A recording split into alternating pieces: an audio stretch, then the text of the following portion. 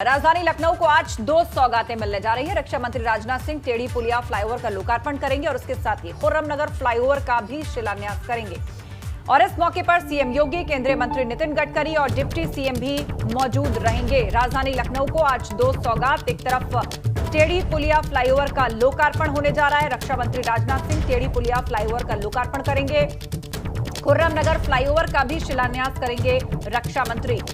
CM योगी, केंद्रीय मंत्री नितिन गडकरी भी शामिल होंगे इस पूरे आयोजन में। राजधानी लखनऊ को ये दो बड़ी सौगातें आज मिलने जा रही हैं। शैलेश अरोड़ा हमारे सहयोगी लखनऊ से हमारे साथ जुड़ गए। शैलेश, ये कार्यक्रम कब शुरू होगा?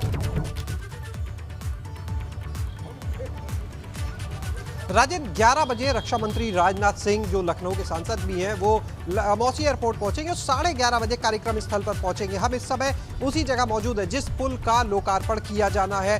दो पुल की सौगात, दो फ्लाईओवर की सौगात राजधानी लखनऊ को मिल रही है, जिसमें से ये वो पुल है जो टेढ़ी पुलिया फ्लाईओवर है, जिसका आज लोकार्पण किया जाएगा। इसके अलावा एक और फ्लाईओवर है खुर्रमनगर चौराहे पर, जो यहाँ से बिल्कुल करीब में है, उसका शिलान्यास किया जाएगा। इस पुल की अगर बात करें तो आंकड़े ये बताते हैं कि इस जगह पर जो ट्रैफिक सर्वे हुआ, 45,000 वाहनों का आवागमन होता है और इस पुल के बनने से करीब 5 से 6 लाख 7 लाख की जो आबादी है उसको राहत मिलेगी, क्योंकि इस जगह पर जो जानकीपुरम का एरिया आता है, जो सीतापुर रोड की तरफ से वाहन आते हैं हाईवे की तरफ से, उनको लंबे जाम में फंसना पड़ता है। उस जाम से निजात मिलेगी। और इस पुल की अगर खासियत की बात करें तो ये लेटेस्ट टेक्नोलॉजी पर बना है, आधुनिक तकनीक पर बना हुआ है। और इस पुल के जो बनाया गया उसको सिंगल पिलर पर बनाया गया है। 4 लेन का पुल है लेकिन सिंगल पिलर पर इसको बनाया गया है। रक्षा मंत्री राजनाथ सिंह यहाँ पर रहेंगे, केंद्रीय परिवहन मंत्री नितिन गडकरी, मुख्यमंत्री योगी आदित्यनाथ, दोनों डिप्टी सीएम और भी मंत्री यहाँ पर रहेंगे। राजेंद्र, एक और खास बात, 2016 में जब नितिन गडकरी लखनऊ आए थे किसान पथ से जुड़े कार्यक्रम के लिए, तब रक्षा मंत्री राजनाथ सिंह, जब उस समय वो गृह मंत्री हुआ करते थे, उन्होंने यहाँ पर कुछ फ्लाईओवर की मांग की थी और उसी क्रम में ये फ्लाईओवर भी था जिसके लिए अनुमति दी गई थी और बहुत ही रिकॉर्ड समय में इसको तैयार किया गया है। जून 2019 में इसका काम शुरू होता है। इस बीच में कोरोना आ गया, कोरोना के बीच में काम बाधित भी हुआ, लेकिन इन सब के बावजूद इस पुल का जो निर्माण था वो चला और अपने जो निर्धारित समय था, लगभग कह सकते हैं उसी पर पूरा हुआ। और आज इसकी सौगात राजधानी वासियों को मिलेगी, लाखों लोगों को फायदा होगा सीधे। 280 करोड़ इन दोनों प्रोजेक्ट्स की कॉस्ट है, जिसमें से एक आज चालू हो जाएगा, दूसरे का शिलान्यास हो जाएगा। जो शिलान्यास का कार्यक्रम होगा वो इस पुल से थोड़ी ही दूरी पर। ठीक है शैलेश, हमारे साथ बने रहिए आप। एक शिलान्यास का कार्यक्रम है और एक लोकार्पण का कार्यक्रम है सुबह 11 बजे से। और अब अगली खबर का रुख करते हैं। लखनऊ से अगली खबर, पंचायत चुनाव के लिए बीजेपी आज कर सकती है उम्मीदवारों का ऐलान। पहले चरण के लिए उम्मीदवारों की आज लिस्ट बीजेपी की तरफ से जारी की जा सकती है। पहले चरण में 18 जिले पंचायतों के 780 वार्ड्स में चुनाव होना है। बीजेपी प्रदेश मुख्यालय में देर रात तक उम्मीदवारों के नाम पर मंथन चला है। पहले चरण में 3 और 4 अप्रैल को नामांकन दाखिल किए जाएंगे। पिछड़े वोट बैंक को साधने के लिए पार्टी ने खास रणनीति बनाई है। सामान्य वर्ग की सीटों पर भी ओबीसी प्रत्याशी उतारने की तैयारी है। दूसरे दल से आए नेताओं की जगह पुराने कार्यकर्ताओं को तवज्जो दी जा सकती है। 7 मंडल के अध्यक्ष और प्रभारी संगठन के पैनल ने उम्मीदवारों पर मंथन किया। 15 अप्रैल को पहले चरण का मतदान होना है। शैलेश अरोड़ा हमारे साथ जुड़े हुए हैं। शैलेश, एक पहले चरण के चुनाव की लिस्ट आने वाली है, कितने कैंडिडेट्स इसमें डिक्लेयर किए जा सकते हैं और क्या इक्वेशन रह सकता है?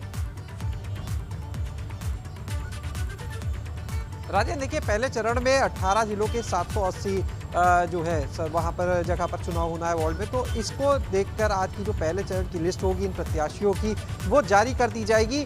और अगर देखिए जो मंथन हुआ, देखिए वो पहले ये था कि दोनों चरण के लिए उम्मीदवारों की पार्टी को तैयारी थी कि सूची जारी कर देंगे, लेकिन फिलहाल जो अब जानकारी है वो ये है कि फिलहाल पहले चरण के लिए ही प्रत्याशियों की सूची जारी की जाएगी, क्योंकि उसमें भी अगर हम देखें तो पहले चरण में प्रत्याशियों के नाम फाइनल करने में, उम्मीदवारों के नाम फाइनल करने में काफ़ी मंथन करना पड़ा है। कल देर रात तक मंथन चलता रहा पार्टी मुख्यालय में और वहां पर कुछ चीज़ों पर जो मुख्य रूप से सहमति बनी, वो एक तो ये रहा जो निर्णय, वो ये कि पार्टी जो पुराने अपने लोग हैं पार्टी से जुड़े, उनको प्राथमिकता देगी। मुख्य रूप से उन्हीं को उम्मीदवार बनाया जाएगा। जो दूसरे दलों को छोड़कर जुड़े हैं पार्टी के साथ, उनको उम्मीदवार बनाने पर बहुत ज़्यादा मूड में नहीं है पार्टी। सबसे ज़्यादा पहले वो जो हमारे साथ पहले से। दूसरा, जो जातिगत समीकरण है उनको लेकर लंबा मंथन चला है और उसके बाद इस बात पर भी बात हुई कि निर्णय हुआ कि जो सामान्य वर्ग की सीटें हैं वहां पर ओबीसी के जो कैंडिडेट्स हैं, प्रत्याशी हैं, उनको भी उतारा जा सकता है, वहां पर उतारने की योजना बनाई जा रही है। कहीं ना कहीं जो पिछड़ा वर्ग है उसको साधने की एक कोशिश की जा सकती है। तो ये मुख्य रूप से है। इसके अलावा जो सबसे ज्यादा मंथन हुआ वो था अवध क्षेत्र में, जो जहां पर चुनाव होना है वहां के उम्मीदवारों को फाइनल करने में काफी मंथन हुआ है और उसके बाद ये सूची जो है वो फाइनल हो चुकी है।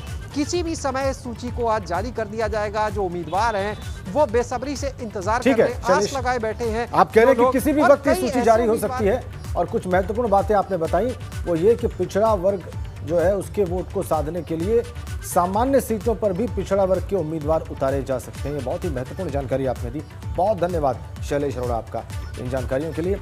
अगली बड़ी खबर भी कानपुर से है। पंचायत चुनाव की ट्रेनिंग से गायब रहने वालों पर कार्रवाई होगी। ट्रेनिंग में शामिल नहीं होने वाले सस्पेंड किए जाएंगे। एक ट्रेनिंग से गायब होने वाले कर्मचारियों के लिए दूसरी ट्रेनिंग आवश्यक होगी।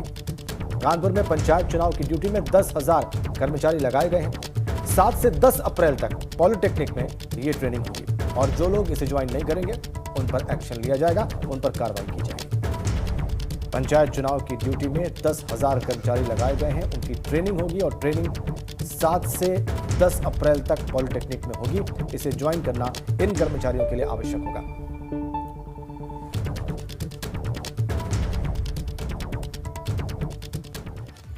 और अब गोंडा से अगली खबर। शराबी युवक ने मोबाइल टावर पर चढ़कर जबरदस्त हंगामा किया। सोशल मीडिया पर यह वीडियो भी वायरल हो रहा है। कर्नलगंज कोतवाली क्षेत्र के कस्बे से जुड़ा ये मामला बताया जा रहा है। जमीनी विवाद और परेशानियों के चलते मोबाइल टावर पर ये युवक जा चढ़ा। काफी देर तक यहाँ हंगामा होता रहा। लोगों की भीड़ नीचे खड़ी रही और लगातार इससे वापस नीचे आ जाने के लिए कहती रही, लेकिन ये टस से मस होने को तैयार है। बताया जा रहा है कि शराब के नशे में था, जमीनी विवाद से परेशान था, कोई समाधान मिलता ना देख इस तरह मोबाइल के टावर पर चढ़ गए। अगली बड़ी खबर लखनऊ से है। प्रवासी मजदूरों को रोजगार देने वाले उद्योगों को अनुदान देगी सरकार। एमएसएमई विभाग ने वित्त को 629 करोड़ की योजना का प्रस्ताव भेजा है। 1 से 2,000 प्रति मजदूर को आर्थिक मदद दे सकती है सरकार। 1 से 2,000 रुपए हर मजदूर को आर्थिक मदद दे सकती है सरकार। अधिक से अधिक रोजगार दिलाने की भी कोशिश होगी प्रवासी मजदूरों को।